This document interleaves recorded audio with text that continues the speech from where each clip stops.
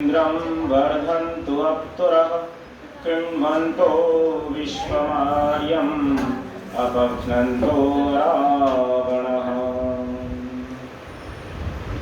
इस सभा में विद्यमान बहुत ही आदर और श्रद्धा के योग्य आदरणीय डॉक्टर आचार्य कृष्णपाल सिंह जी, बहुत ही श्रद्धा के योग्य वैदिक विद्वान आचार्य कुशलबुद्ध जी, साध्वी माता सुमित्रा जी, पंडित भगवान साई जी, पूज्य पंडित यादराम जी, आर्य समाज मानसरोवर के युवा प्रधान एवं मंत्री जी, कोषाध्यक्ष जी और अन्य पदाधिकारीगण महोदय, इस सभा में विद्यमान आर्य समाज सांगनेर के संरक्षक महोदय श्रीमान शर्मा जी, समादरणीय उपस्थित सज्जनों, माताओं और बहनों, सबसे पहले तो मैं इस कार्यक्रम के बहुत ही अच्छे ढंग से संपन्न होने पर मैं आप सभी को बहुत मंगल कामनाएं, शुभकामनाएं देता हूं, बधाई देता हूं।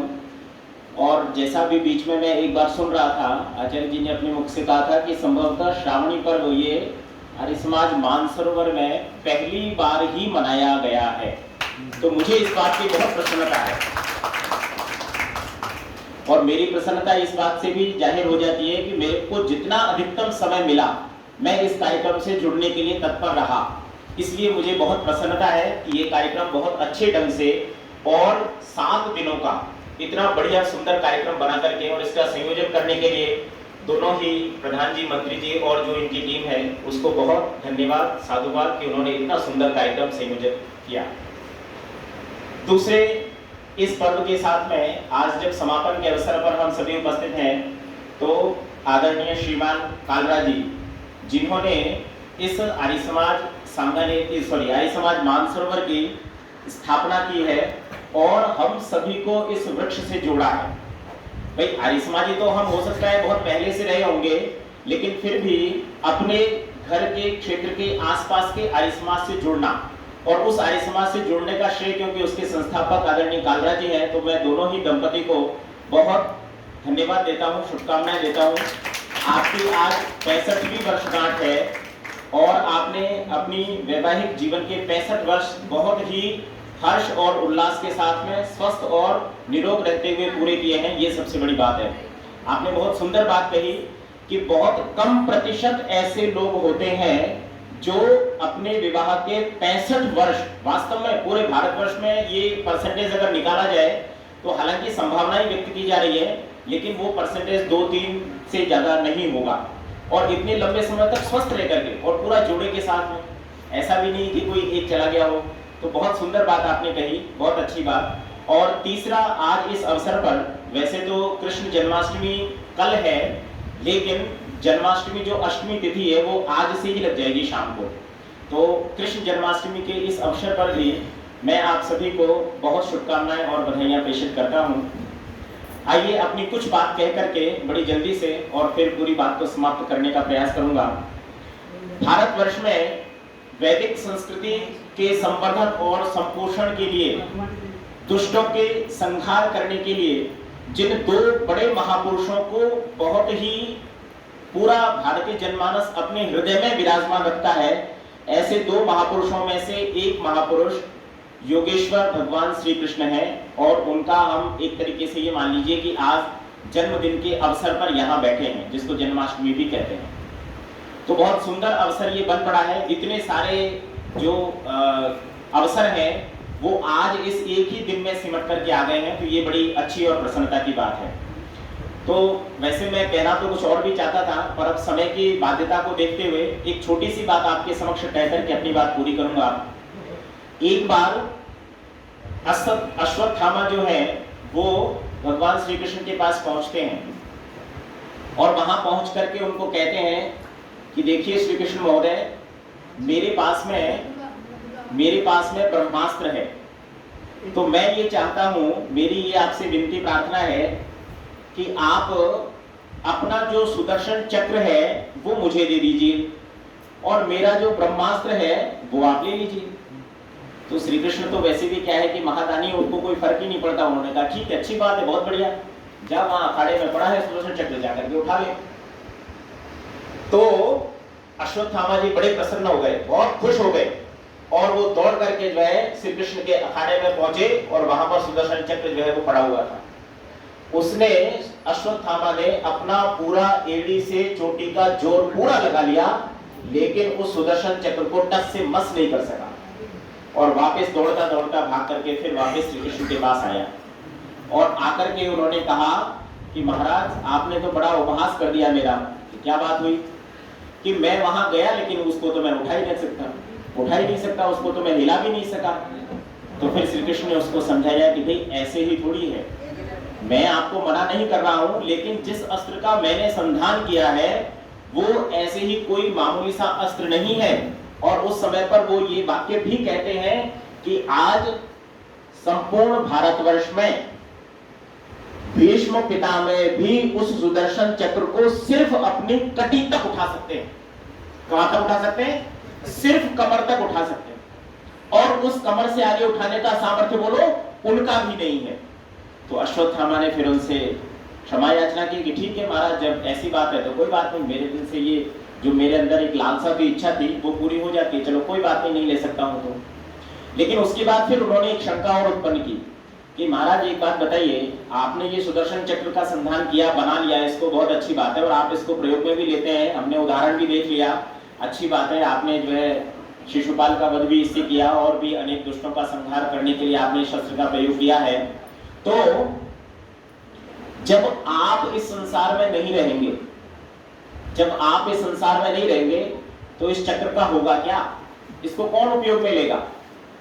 तो उन्होंने कहा कि देखो ऐसा है, जो मेरा काम था वो मैंने किया, मैंने इस अस्त्र को बनाया और मुझे उपयोग में लेना था, मैंने उपयोग में लिया, लेकिन इसके बाद इसका क्या होगा ये मेरा विषय नहीं है, लेकिन मैंने इसके लिए भी तैयारी तो अवश्य की है। अब वो ईश्वर के ऊपर है कि कैसे क्या व्यवस्था बनाता है और कैसे होता है।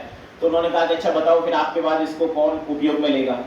तो श्री कृष्ण वहां पर कहते हैं कि इसको मेरे बाद में मेरे जैसा ही बलशाली मेरा पुत्र है और वह पुत्र इसको उपयोग में लेगा अगर उसकी सामर्थ्य ऐसी बनेगी तो। मैंने पूरा प्रयास किया है, लेकिन यदि ईश्वर का सहाय होगा और उसकी ऐसी सामर्थ्य होगी तो वो इसको अपने उपयोग में ले लेगा। तो मैं कालराज जी ने जो अपनी बात कही थी उसी बात की तरफ आपका ध्यान लेकर के चलता हूं कि उन्होंने बहुत सुंदर बात कही कि इतने लंबे समय तक किसी व्यक्ति के शारीरिक रूप से स्वस्थ होने का राज क्या हो सकता है।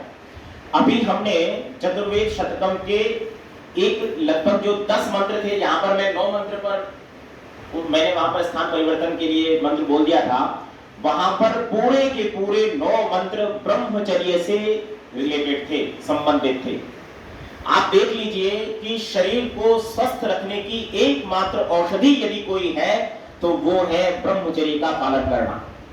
यदि कोई व्यक्ति अल्प अवस्था में, किसी आकस्मिक मृत्यु की बात नहीं करता हूं, एक्सीडेंट की बात नहीं करता हूं, लेकिन यदि किसी व्यक्ति ने अपने जीवन में ब्रह्मचर्य का पालन किया है तो अवश्य ही वह लंबी आयु को प्राप्त करता ही है। बहुत से लोग इस बात को ऐसे भी मानते हैं कि शायद हमारी जो आयु है वो ईश्वर ऊपर से बना करके फिक्स करके भेज देता है कि भाई तुमको ये जो है 2,05,000 या इतनी करोड़ जो है सांसें लेनी है, बस इतनी है। लेकिन ऐसा नहीं है। अगर ऐसा होता तो हमारा अपने स्वास्थ्य को ठीक रखने के लिए जितने भी पुरुषार्थ किए जाते हैं, चाहे भले बीमार होने पर औषधि लेना, डॉक्टर के पास जाकर के दिखाना, वो सब संभव नहीं है।